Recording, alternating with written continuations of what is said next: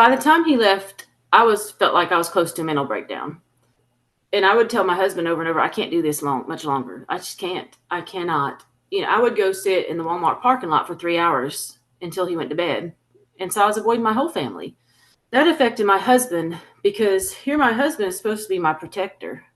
But legally, he can't protect me against this 13-year-old who's constantly verbally abusing me.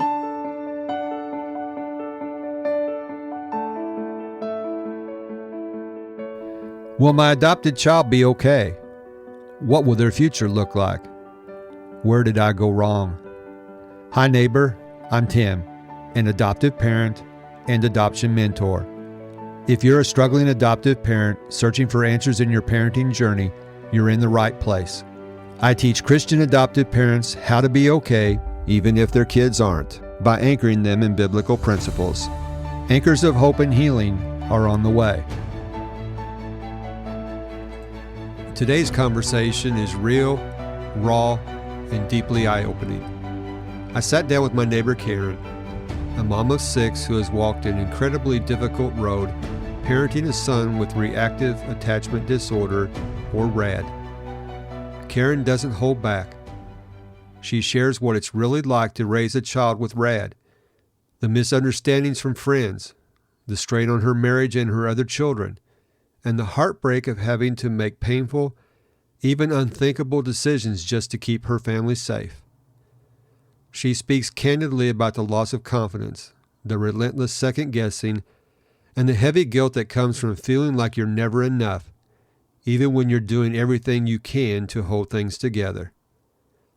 This isn't just a story of hardship, it's also a story of survival, healing, and finding joy again. It's about using your most difficult experiences to help someone else feel a little less alone.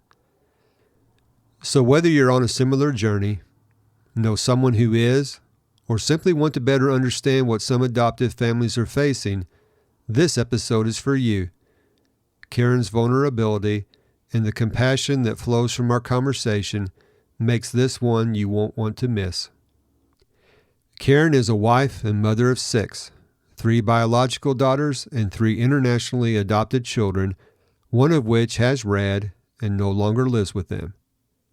She and her husband were in the trenches dealing with RAD and have come through on the other side.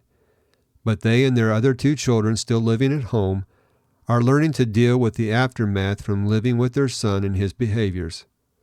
Karen, I want to thank you so much for joining us today. You're welcome. We have someone in common, someone who is well known to the audience of this show, Jane Baker. Jane has helped our family so much. From what our conversations are, we've texted back and forth. I think she's really helped you too. So 100%. She's been invaluable to our family. Yeah, she's an angel. That's what I tell people. She has really helped us. For privacy concerns, I'm only going to refer to you as Karen. Also, you told me I could mention that you live in Alabama, and we do have Jane in common. But other than that, we aren't going to mention any other details just for sake of privacy. And I think the audience will understand. They might have picked up on it in the introduction, but you have a very difficult situation you've been dealing with your son who no longer lives with you. Yes. And as we get into this conversation, can you explain to our audience what RAD is? A lot of people probably don't understand it. So RAD is Reactive Attachment Disorder. From what I understand, it's really what happens with a child when usually between the ages of 0 and 3, where they don't get the nurturing or the attention or the love or their basic needs met. And because of that, their brain does not develop like it should. They're in trauma, their first, however long they're in that trauma. They end up having trouble attaching to people. They want to live life on their own because the first 3 years of their life, or sometime during that first 3 years, they did have to kind of take care of themselves. Nobody was coming. So they gave up on depending on people. So now, as they get older, they want to be independent and they don't want to attach to people, or they can't attach to people. The 3 you adopted internationally. We did. So they weren't infants when you adopted them. Yes.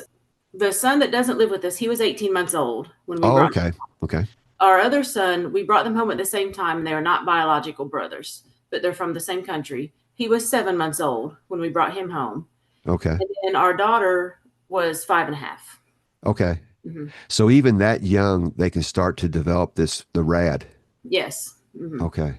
Now, in some of the things we talked about discussing today, this really affects the mother, correct? 100%. Yes. Can you share what you're willing to tell us about how this impacted how you would parent these children? So our three older daughters, when we adopted the boys, were 8, 10, 8, and 6. So we had some parenting experience. With our son with RAD, truthfully, we didn't notice. He didn't really start having bad behaviors till he was 10 to 12. Okay. And that's when his behaviors, I think, as puberty started, became more defiant. Looking back, we realized he had a lot of behaviors that we just chalked up to, that's just him. He's just quirky, or he's just quiet, or he's standoffish. It takes him a long time to warm up to people. I had said that about him before. Or he's sneaky. He was very sneaky. A lot of the behaviors we couldn't discipline because we didn't know about it, because he was sneaking around and doing stealing, sneaking stuff. Mm-hmm. As far as with the mother, I homeschooled all of our kids up until the last 2 years. So I was home with them all day long. I would work maybe one day a week sometimes as a nurse, but the rest of the time I homeschooled. So he really honed in on me and how much he tried to make me feel like I was just a miserable person, a horrible person. And he focused a lot of his anger on me. Whereas my husband would say he wasn't friendly with my husband, but he wasn't in my husband's face. They could ignore each other if they had to, or walk away from each other. With me, he was constantly in my face, belittling me or defying me. Anything to make my life harder is what he was going to do. Even if it hurt him, he was going to make my life harder, because that was his goal. We have similar situations. Mm-hmm. Now, my son was never diagnosed with RAD, but my wife homeschooled, Mm-hmm. and she took the brunt of anything that was negative. I wouldn't say that he lashed out to her to the same extent, Mm-hmm. but the homeschooling option, and then the fact that she was with him so much contributed to some of that, I think. Mm-hmm. So we do have some similar things that took place in our family. But you say this started to really ramp up in puberty, but looking back, you noticed behaviors that now can be identified as RAD. That's kind of similar for us. Looking back, we go, oh, that's what that was, Mm-hmm. the trauma. So, And a lot of people will say, why didn't you deal with the behaviors when they were younger? They weren't there. As far as the defiance, why right. didn't you deal with it? If I told him to do something, he did it. Now, he may have snuck around and undid it later, but as far as I could see and tell, he was doing everything I asked of him.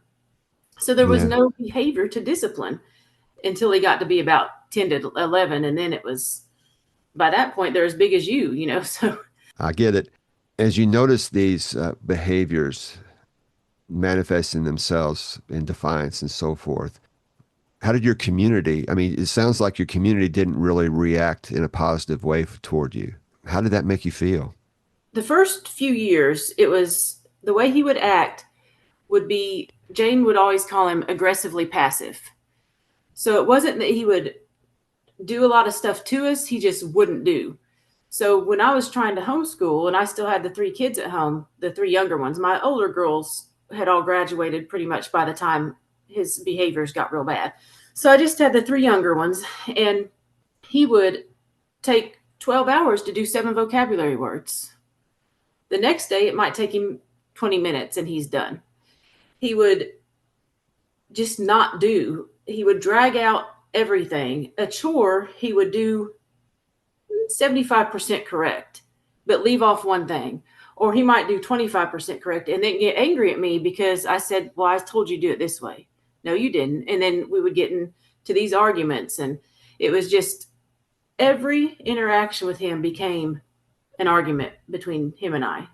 or I would just have to shut down and just ignore him, Hmm. which made things hard with our other two kids because now he's getting away with stuff that I would never have let my kids get away with. So with the community, I would go to my friends at church and I would say, "Hey, this kid is doing this. Oh, that's normal kid behavior." And I'm like, "Maybe, but not 24/7."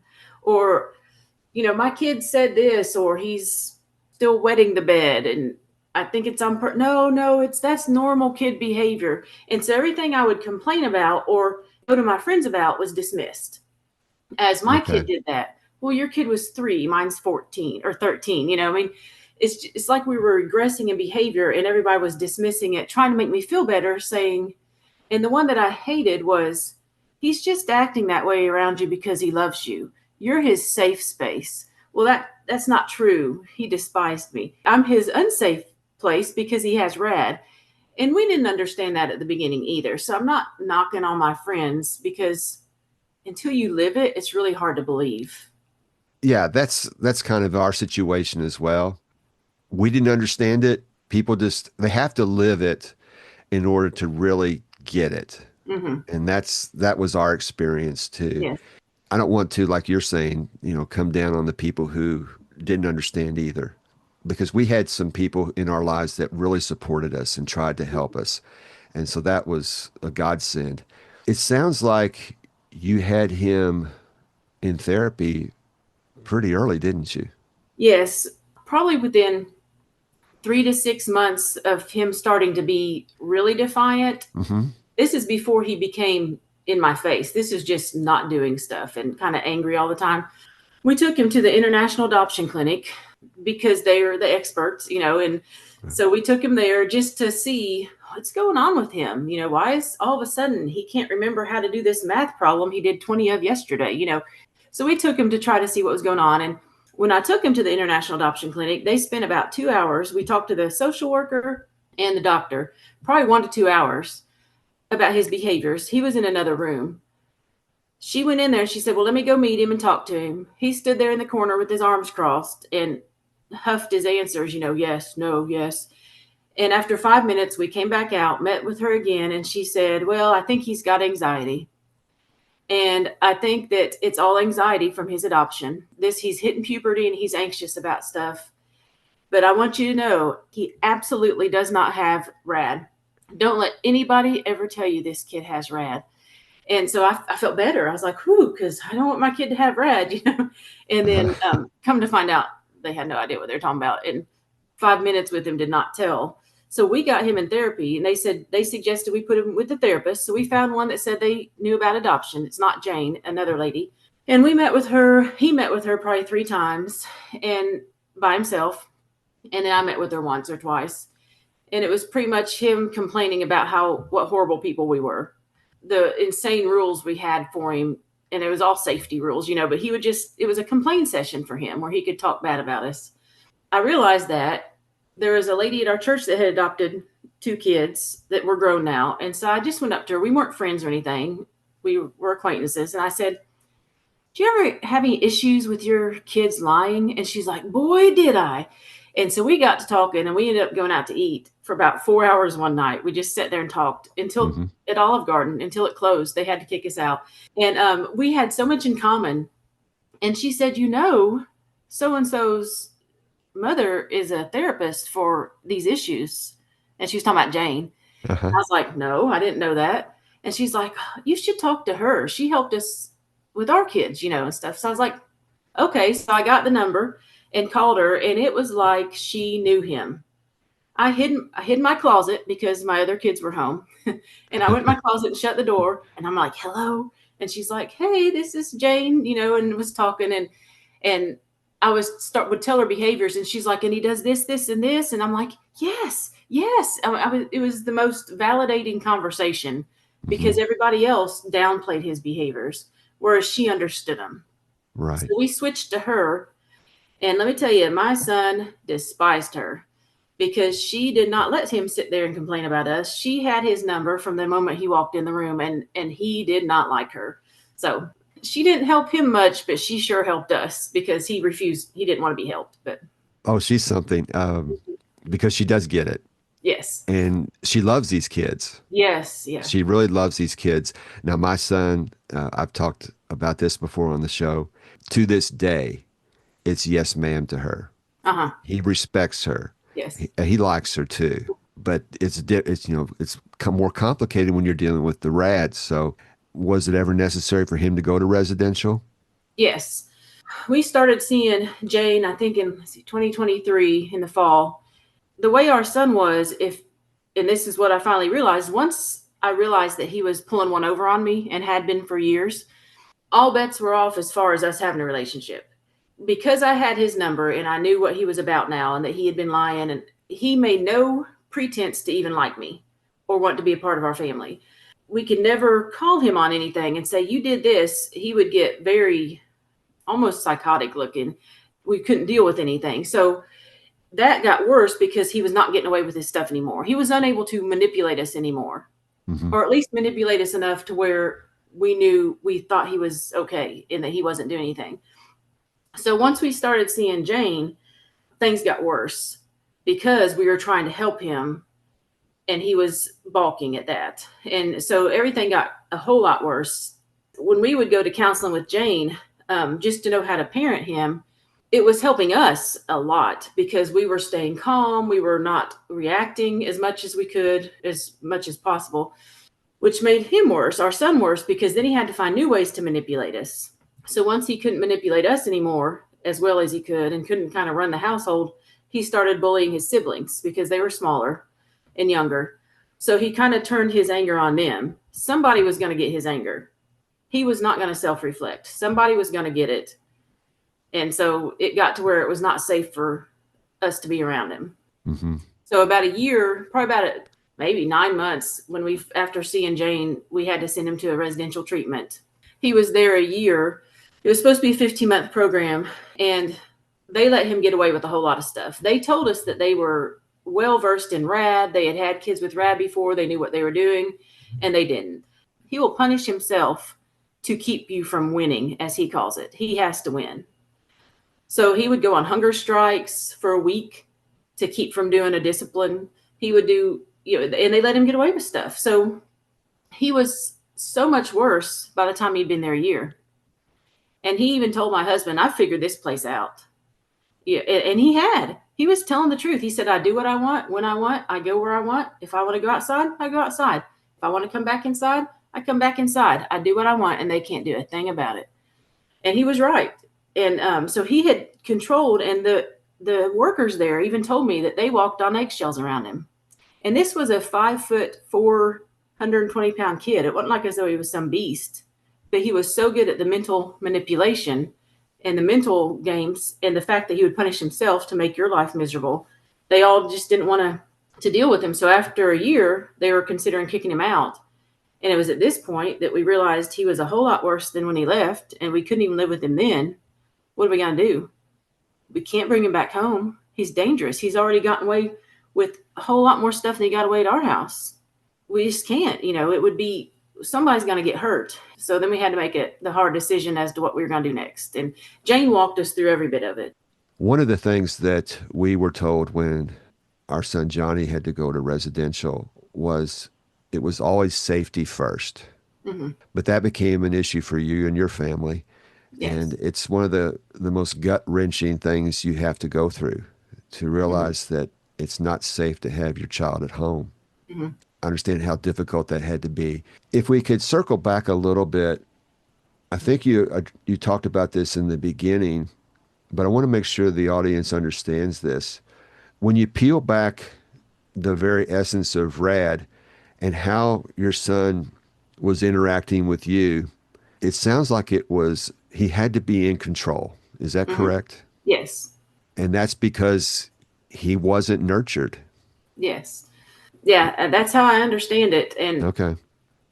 Here's a good example of that. I asked Jane one time, the kids were going to go on a trip with the youth group. It was a 5-hour trip. They were going to take the bus. We were going too, my husband and I, with some of our adult daughters. He wanted to ride in the car with us instead of with the youth group. And I was like, no, absolutely not. You're going to ride with the youth group. But I asked Jane later, I said, why in the world would this kid that despises me and despises our family want to ride in the car with us when he can ride with kids his age and have fun in the van? And she said, oh, I know exactly why. He can control the attitude of everybody in that car. He can control the mood of the car, but he can't control that bus full of kids. Because if he's surly and angry and hateful, they're just going to ignore him and go have fun with another friend. But he can make y'all's lives miserable. And that's what he wants more than to spend time with friends, is to make you guys miserable. And I thought, well, that makes sense. That is so sad. Mm-hmm. I'm speechless when you think about kids that I guess they're wired that way. Mm-hmm. When you talk about his effect on you, there was an effect on the rest of the family. How did it impact them? By the time he left, felt like I was close to a mental breakdown. And I would tell my husband over and over, I can't do this much longer. I just can't. I cannot. I would go sit in the Walmart parking lot for 3 hours until he went to bed. And so I was avoiding my whole family. That affected my husband because here my husband is supposed to be my protector. But legally, he can't protect me against this 13-year-old who's constantly verbally abusing me. What can he do? If it was a 20-year-old man, you'd punch him and say, get off my property. You can't do that to a kid. He got away with so much stuff because he was a minor. And the amount of control that my husband had to exert was amazing because he's watching his wife on the verge of mental breakdown. And our daughter, she's got some special needs, from physical special needs and some learning disabilities, learning delays. She was very scared of him, and whereas our son with RAD has attachment issues, she has what I would call abandonment issues. She's terrified of being left. She's still, for years, she was terrified. I think she's getting better now. Like, my husband would have to let her stay up till I came home from the Walmart parking lot just so she'd know I was coming back home. Because she would see the stress in my life and see me take off because I had to get out. I had to leave or I was going to go insane. His brother, our only other son, it's affected him a lot too. He's lost a brother, and they were best friends up until the last few years he was home. And he even told me one day, he said, it's not like as though I had a brother the last 2 years anyways. So we've all lost, and it's affected all of us. Even our older girls that are out of the house, it's just been hard on all of us. Mm-hmm. Did Jane ever tell you that regardless of what your child is going through, that you have to be okay even if they aren't? Yes. Yeah. Yes. She told us that too. Mm-hmm. That's not easy. Mm-mm.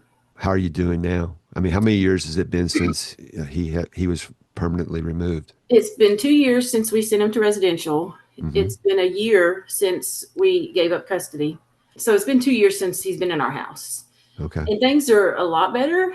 We still have PTSD from living with him. I still, just even last week, was thinking, kids are out for school now. So I always think, what's the likelihood he'll be at this grocery store at 9:00 in the morning? Maybe should I wait? While they were in school, we would just go during school hours to inside. And so that is a constant thought process of, am I going to see him out and about? Am I going to have to deal with what's he going to do if he sees me? So that is a constant stressor. I went to the church we used to go to a couple weeks ago with my daughters, and one of the elders, well, I heard he's not living with you anymore, and so it's just constant running into people that are asking questions, and you feel like you're doing good. And then you get somebody to ask a question, and it kind of takes you back for a day because then you dwell on it for a day. And you kind of have to revisit it again in your mind or with other people. And that makes it hard. We feel like we're very forgetful and like our brains are just stressed out. That's getting a little bit better. We're starting to do more stuff, get out of the house. We were very depressed for a long time. We did minimal. We were proud of ourselves for doing the minimal just to take care of the kids and go to work and get out of the house. That's starting to ease up a little bit. We're starting to come out and think, there is a good life out there. We do have hope again, that we could actually be good people. We lost all our confidence in parenting. I mean, he just decimated us both, and we're coming out of that again. And, one of our daughters had a baby. So that has helped to think, maybe we could be good grandparents. And that makes me angry because I think I am a good parent. And it infuriates me to think that I let some 12, 13-year-old kid make me think that I was awful. But, that's just the nature of the disease or the disorder. Yeah. You are a good parent. I mean, I can hear the love that you've had for him and for your other children. And so it's like us, you were dealt a bad hand Hmm. and you do the best you can with it. What kind of support has helped you, or what kind of support do you need going forward? I mean, what would help you? What helped us, we did have the support of our church. When we sent him away, Jane knew some of the people at our church. She doesn't go to church with us, but she knew some people. And so we had a meeting with our elders because people were going to wonder where this kid went. And she explained RAD to him, and they were all supportive of us. So that has helped.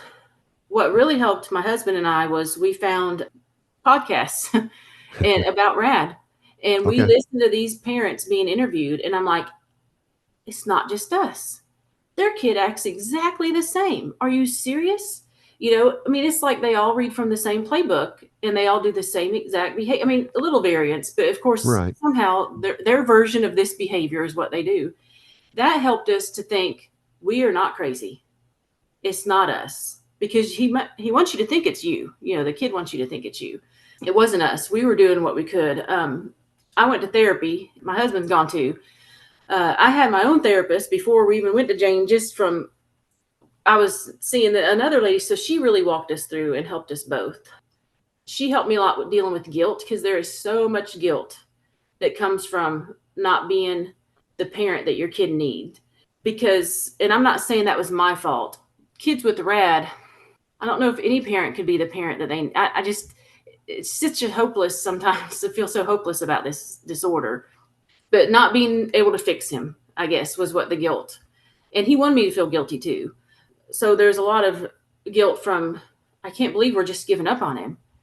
But then we had ourselves, our sanity, and our two younger children that we had to protect because he was going to take all of us down. So dealing with guilt, I'm a lot better about that and not feeling guilty anymore about what we went through. We went to a conference with RAD advocates. I don't know if you want to put them on there or not, back a year ago. And that helped us a lot because it was put on by lots of people that had gone through the same exact thing. And they talked about it. And you met other parents. And I'm still in contact with some of them that have kids with RAD. And you see, and they're all from different states. So you see how each state deals with this differently. So that has helped us a lot.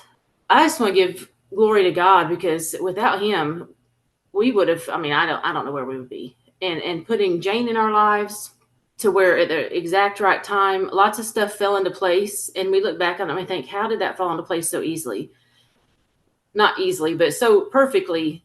People saying certain things at a certain time when we were wondering, are we making the right decision, that would reiterate, yes, he's not going to get better in your house and y'all are only going to get worse. And he was getting worse in our house too. So God has been with us. We went through a valley, I mean, a major valley, and I don't want to not give him the glory because that's the only reason why I'm, thinking about doing podcasts and stuff like that, because we're not very outgoing people where we want fame or to talk a lot about stuff. But even my husband, who's even less outgoing than me, was saying, he said, I feel like God wants us to help people that are going through the same thing and be honest about it and say, look, yeah, I felt that same way too. It feels horrible to be a parent and feel like that, but it's true. So I'm going to validate your feelings.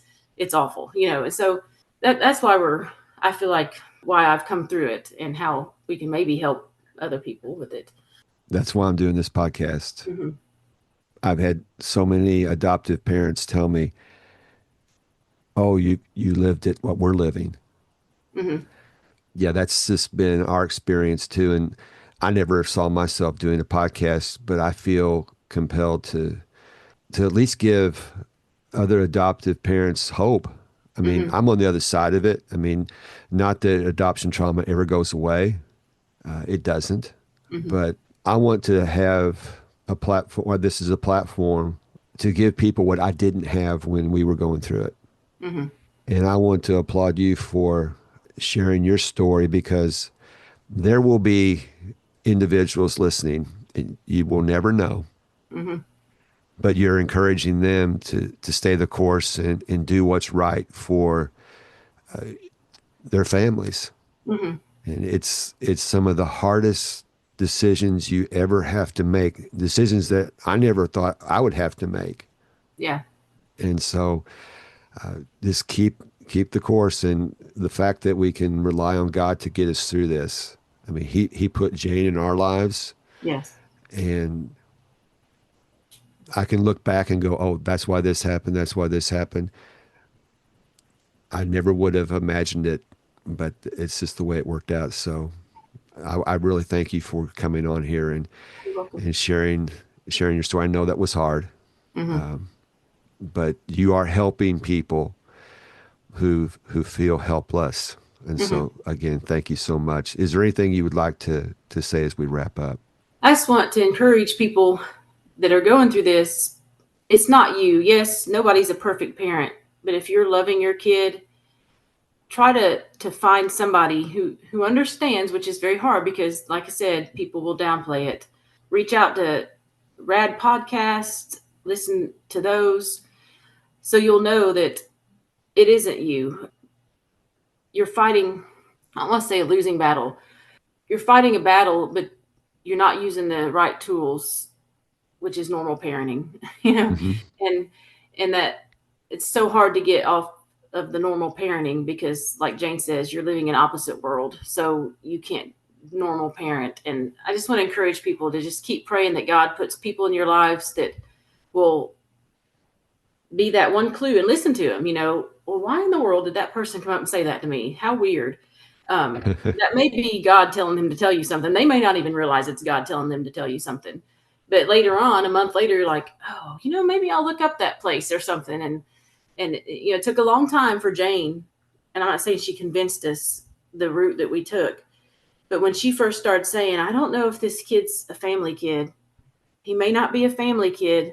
And she would tell us that. And boy, I was adamant, he is a family kid. He's my kid, Yeah. and it took a long time. And I think she saw what we didn't see for her to us to finally realize she was hinting all along, this is not going to work out well if he stays in your house. And so just listen to take it into account. And it may not be time yet, or it may be.